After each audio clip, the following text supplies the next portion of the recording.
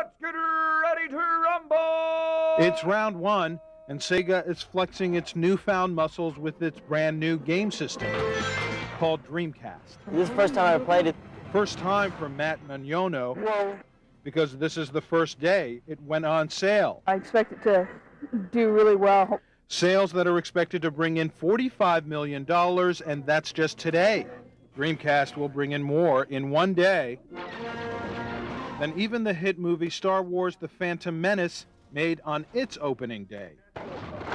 What does Sega's Dreamcast have that Sony's PlayStation and Nintendo's 64 don't? It's actually a system that can go interactive. You can plug it into your phone line. For the first time, a video game system will allow you to play your opponent, who doesn't even have to be in the same room, in the same city, or the same state. You'll be able to play online. We believe the future of gaming is the internet, and the Sega Dreamcast provides internet connectivity, a 56K built-in modem at $199. At launch, email, chat, and an unbelievable amount of content. I like it. Real good graphics, real good. The water looks almost too real. These added features are forcing competitors to play the same internet game. It's round one in the game wars where billions of dollars are at stake. Matt Mignogno doesn't care who wins the fight as long as he keeps playing the games. Imagine a world without them. It wouldn't be too fun. When you're bored, you wouldn't have anything to do. And we can't have that. John Sharifi, Channel 2 News.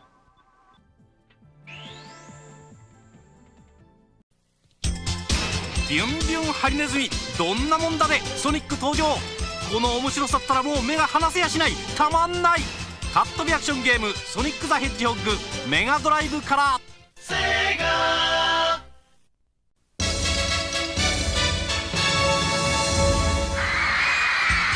おいおい、みんなが君を随分と待っていたぞ。ビュンビュンハリネズミ、ほら来た、ソニック登場。この面白さったらもう目が離せやしない。カットビアクションゲームソニック・ザ・ヘッジホッグメガドライブから。Hoping to win back a larger share of the market. CNN technology correspondent Rick Lockridge reports. In the cutthroat video game industry, one word seems to be all-powerful. The graphics. The graphics. Better graphics means it's more realistic. And embattled Sega's new Dreamcast video game console is graphically better. The first home unit able to handle 128 computer bits of data at once. Twice as much as the Sony PlayStation and Nintendo 64 machines that dominate the $12 billion a year U.S. video game market. 60 frames a second, which is twice the speed of a TV. It equals graphics you've never seen before. When you watch a football game, it looks like you're watching a real game on TV. Video game images are made up of tiny polygons. Dreamcast can draw 3 million of those polygons a second, up to 15 times more than competing systems. Does that make that much of a difference to a player? Yes, it does. It's more exciting. It's really smooth. I didn't see any errors. Sega's errors as a company, though, have been well documented. Its last home console flopped, and it's seen its market share plummet from more than 50% to about 1%. Can Dreamcast end Sega's nightmare? They have a lot banking on the Dreamcast. Again, they're a leap. It's sort of a leap in video game technology, and Sega's going to use this to make a comeback into the marketplace. The $199 Dreamcast comes with a built-in modem, making it the first set built for online gaming. 18 games will be available right away. You can fight, fish, or skateboard. There's also a much-anticipated football game, NFL Y2K. Which, to quote all the media today, is saying this is by far the best sports simulator ever brought to gaming.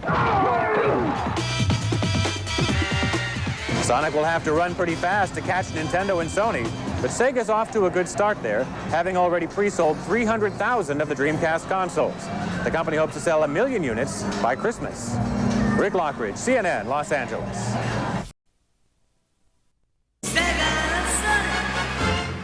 America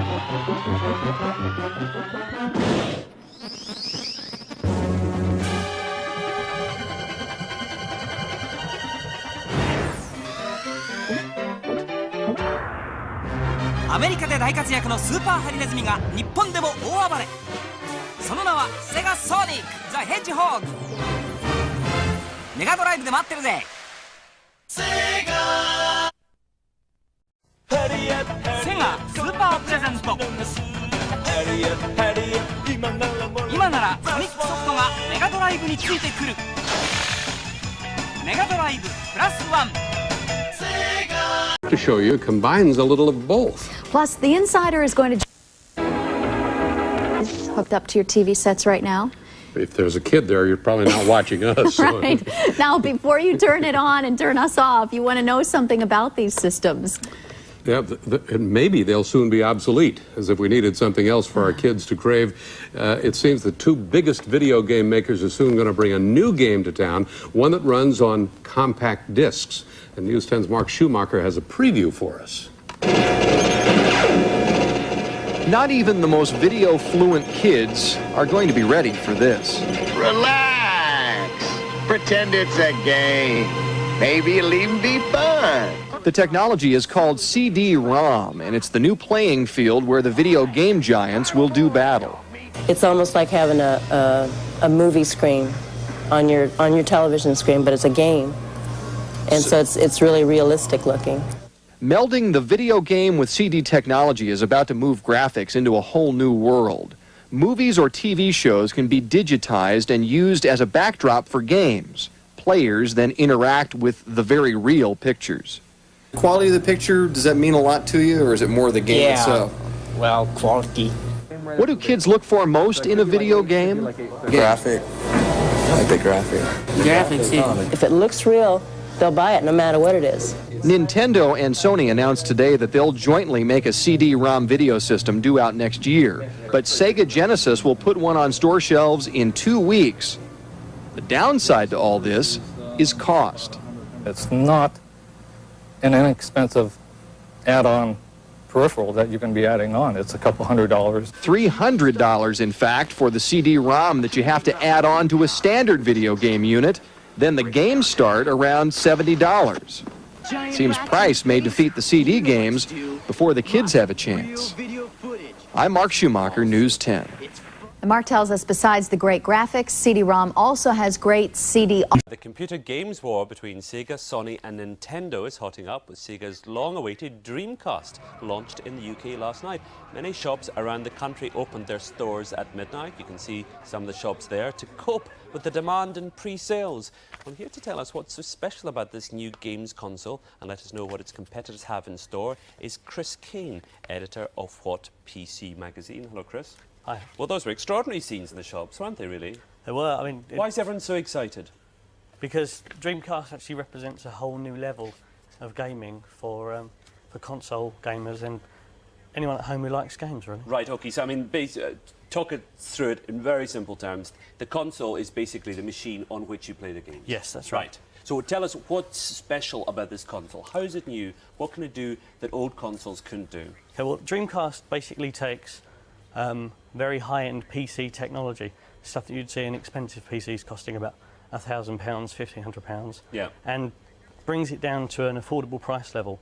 It's £199, but it will offer you the graphics capability of a high-end PC. And it's got better speed and memory and power than its predecessors. That's right. It's got about 8 times more memory than a PlayStation, which is the current popular console to have at home. And what about price? How expensive is it? So it's about £199. Right. And it includes a modem, which you can then use to get onto the internet. Okay.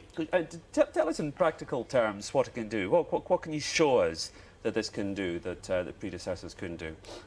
Well, here on the screen here we have Sonic Adventure, which is a new kind of 3D game. It actually takes Sega's flagship character Sonic the Hedgehog, which is very popular with children, into an all-new level with 3D graphics. Right, so we never had 3D graphics before, did we?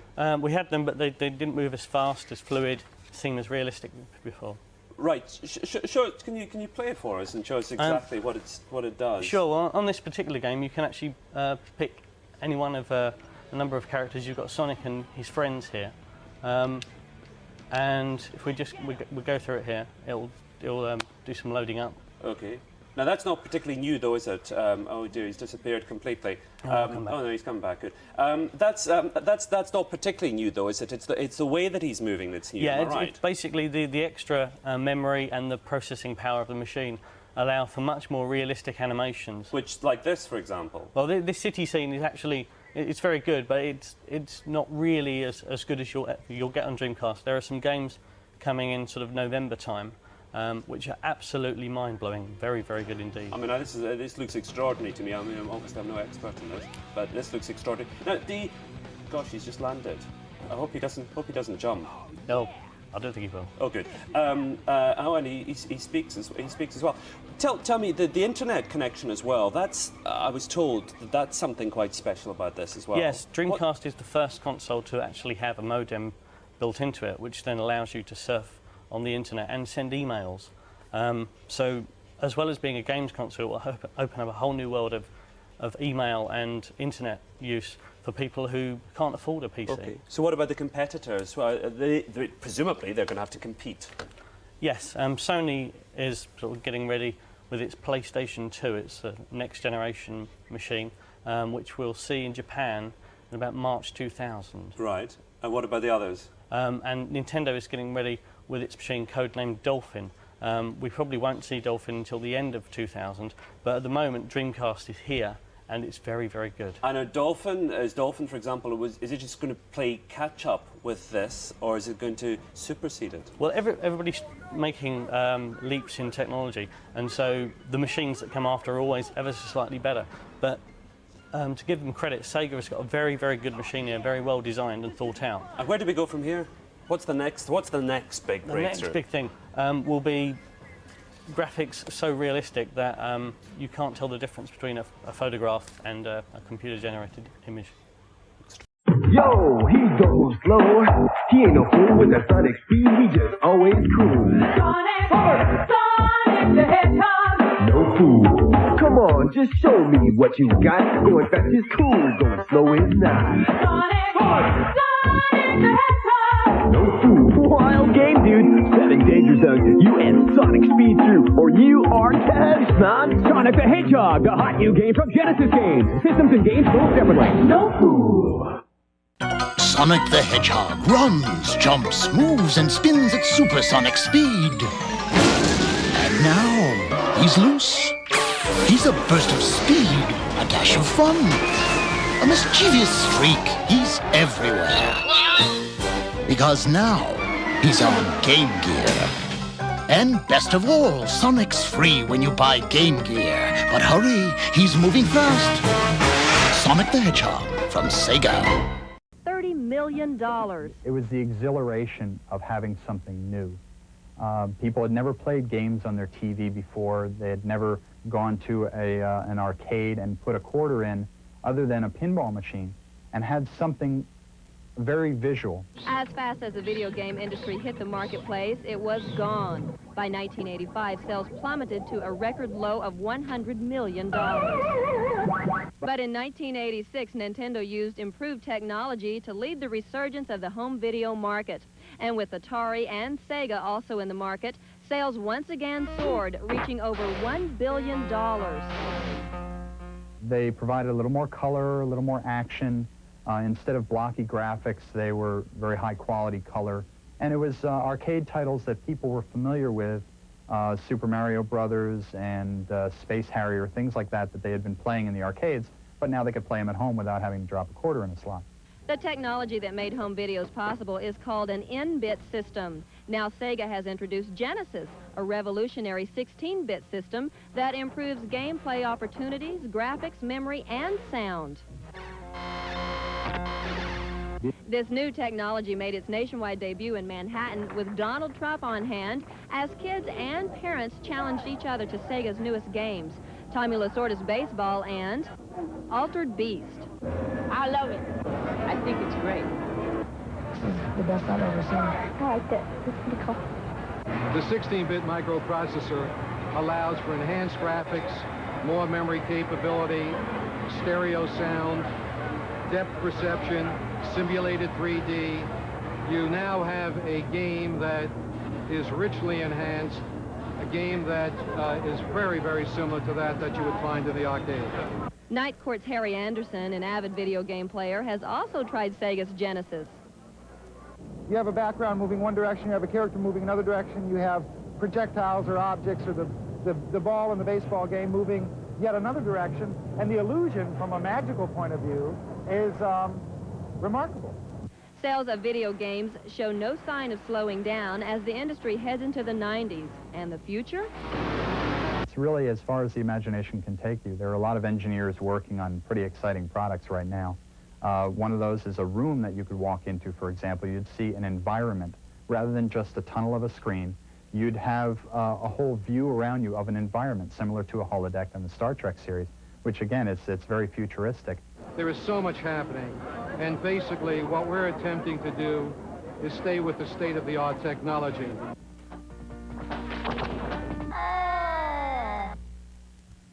Game Boy. It is the video game craze, the Nintendo craze, but as our consumer editor Paula Lyons shows us this year, Nintendo may be up against some serious competition. Get your Game Boy! I give it an A. Nintendo! We're in the thick of television's annual commercial assault. Video game makers are spending $155 million in their battle for the consumer's buck, even though there's never been much of a contest out there. Nintendo has been the hottest, best-selling toy for 3 years running and has cornered over 90% of the video game market. This Christmas could be Nintendo's biggest and best super-selling season. But will it be its last? Some toy industry analysts think so. Why? They cite recession, increased competition, and Nintendo's own market saturation. 29 million American homes, that's nearly 1 in 3, already have Nintendo. I think the level of business done in the category is certain to decline, if for no other reason than most households already have their hardware. So if they're only going to buy software going forward, that's a lot less money that's going to be spent on the category. If decline's coming, kids don't know it. Almost every day after school, these Dobbs Ferry, New York kids gather to play Nintendo. I like Super Mario Brothers 3 because you can do a lot of stuff that you can't do in real life, like you can fly. I like the games because like it's just like a TV show, but you're like acting it out and you're not even in it. When I do get a new game, it's fun to play it a lot because it's like exploring a new place that you've never been before. But in America, the Nintendo system's brain is an 8-bit computer chip, a technology rapidly becoming outmoded. Nintendo has a more powerful 16-bit system already hot in Japan, but it won't arrive in the States till late next year. What Nintendo? The 16-bit Genesis system by Sega. Genesis does it all. Sega's Genesis is Nintendo's nemesis. It's one of 2 16-bit systems that are already in the U.S.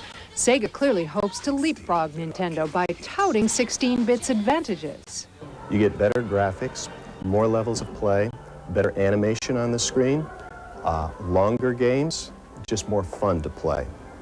Our sales right now are up about 50% versus a year ago at the consumer level. The market is down. I think that's an indication of where the consumer is going. Nintendo, however, does not plan to relinquish any ground. It says technology's only one thing. First and foremost, it's games. It's always games. It's like opening up a new movie theater that's got 16 stereophonic sound. If you don't have any fun movies to watch, who's going to go?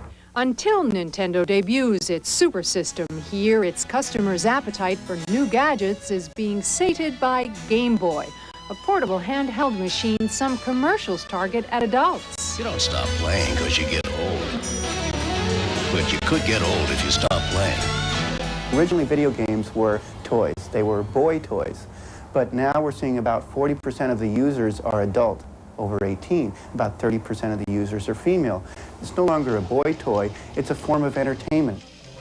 As game fanatics know, all this fun does not come inexpensively.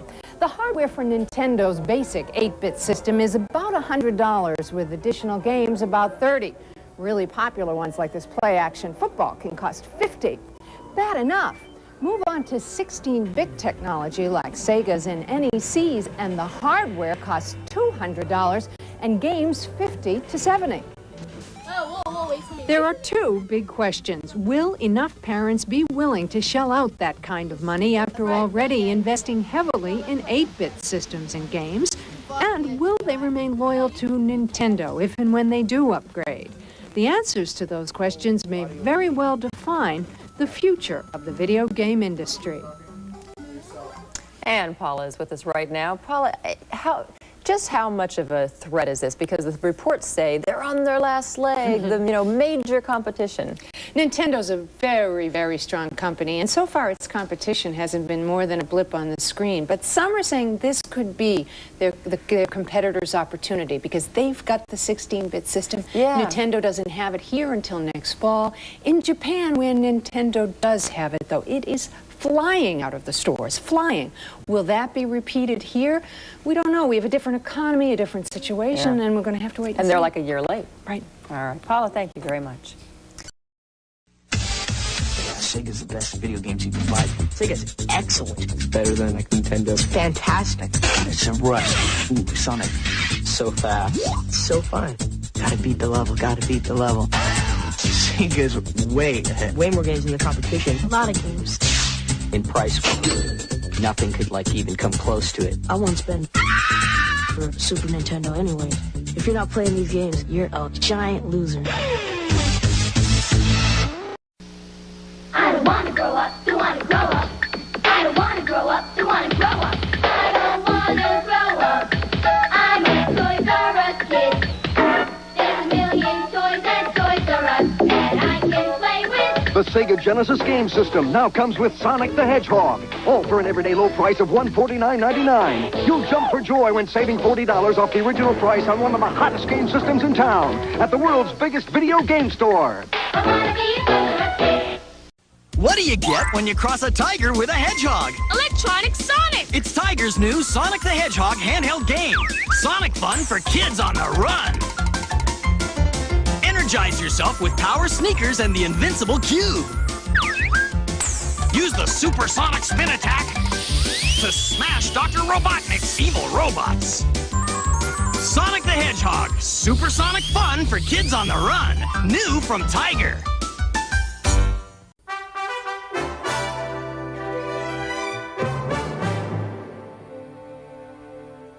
Finally tonight, the latest video game craze to sweep the United States and Japan. It's called Nintendo. We have a report from Lee Hochberg of public station KCTF Seattle. 11 world-class contenders. Take them down with your controller, beat them all, and you've got a shot at Tyson's title. Steal a base, adjust your infield or outfield, and pull off great double play. I flip over Atari baseball, and you will too. Afterburner, only on the Sega system. Sega, the challenge will always be there. Last year in the United States, home video game sales hit $1.1 billion, driven by the game's popularity among 8 to 14-year-old boys. Actually, my dad plays a lot too. The best games are the ones that have like a lot of levels and you can't pass right away. You have to take a while. You've got to beat Mike Tyson. Mike Tyson's Punch-Out from Nintendo. Now you're playing with power. Japanese-owned Nintendo of America has emerged as the industry leader. The company is based just outside Seattle, where it employs 275 workers serving the U.S. market. Its high-tech, high-profit products accounted for over 70% of all home video game sales in 1987. The company expects industry sales to double this year. Nintendo and its chief competitors, Sega and Atari, have seen the industry go through major changes in its 20-year history. With the Atari 2600 video game system, games don't get older, they get better. Take Space Wars from 1979 versus the Solaris of today. The home video fad of the early 80s had a spectacular rise, but the bottom fell out of the first home video boom virtually overnight. In 1983, earnings for the industry peaked at $3 billion. Only 2 years later, sales plummeted to a paltry $100 million. Industry experts like Howard Phillips, a product analyst at Nintendo, blamed the poor quality of the early video game systems for the market's collapse. When it first came out in the early 80s, everybody rushed out to get one. It was so marvelous that you could have this in your home. It was great technology. It was something that all the kids were rushing to in the arcades. It was very, very enticing. Unfortunately, it was also junk. Which way to go? Good times. The current success of home video games, like Nintendo's hot-selling Legend of Zelda, lies in their advanced technology and challenging complexity. The old games were simply too simple. The difference between 1982 and 83 and 1985, 6, and 7 is technology has taken a substantial leap in our favor.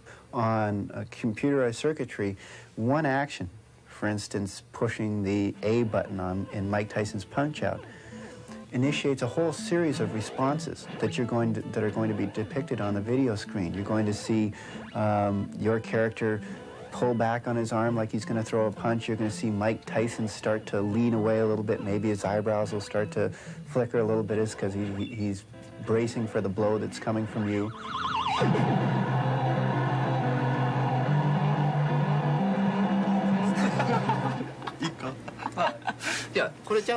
The newest Nintendo game programs are developed in Japan, then they're transmitted electronically to the United States. Masahiro Ishizuka is part of the Nintendo R&D team. We try to receive all games over the telephone line for the evaluation, and we feed back to Japan to meet American needs. Mike Tyson's Punch-Out, Super Mario Bros., Kid Icarus, and Metroid are among Nintendo's biggest sellers, but so far, none has surpassed Zelda in popularity. The game is a complex, high-tech adventure fantasy.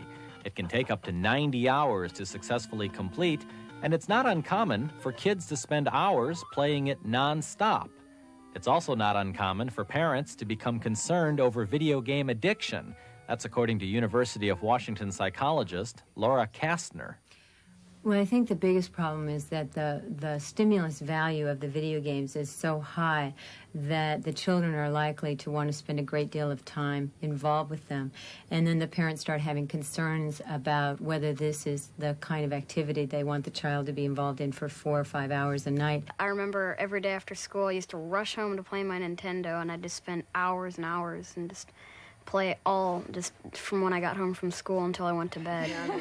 I know this kid, he's 13 years old, and he plays it all the time. Like, he's like how Zach used to be. He plays it, goes home, plays Nintendo, plays it before dinner, eats dinner, goes back, plays Nintendo, plays it till he goes to bed. The parents worry the most where the children are clearly more involved with this than anything else, and withdrawing from other activities that might be growthful and good for them. The Legend of Zelda is so complex, and kids are so driven to unlock the secrets of the game, that they, like their parents, may turn to counselors for help.